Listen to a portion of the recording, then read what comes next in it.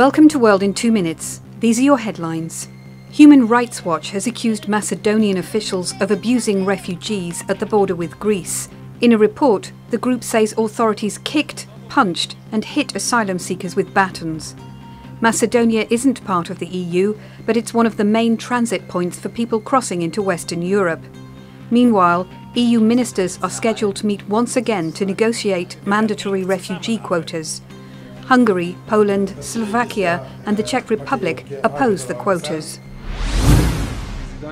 Coup leaders have reportedly released Interim Prime Minister Yacouba Zida. Earlier, soldiers had gone to the capital, Ouagadougou, to disarm the coup's leader, General Gilbert Diendere. On Monday, he'd agreed to return power to the interim government.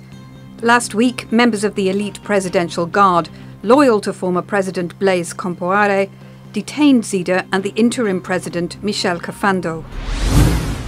Alexis Tsipras has been sworn in as Prime Minister for a second time. He said that demanding debt relief from international creditors is his first big battle, but his first comments of his second term were about Europe's refugee crisis. Tsipras said that Europe hasn't taken steps to protect so-called reception countries from the influx of refugees. Tsipras resigned last month after having won elections in January. He had faced a backlash within his own Syriza party for accepting austerity measures that international creditors demanded in exchange for a third bailout.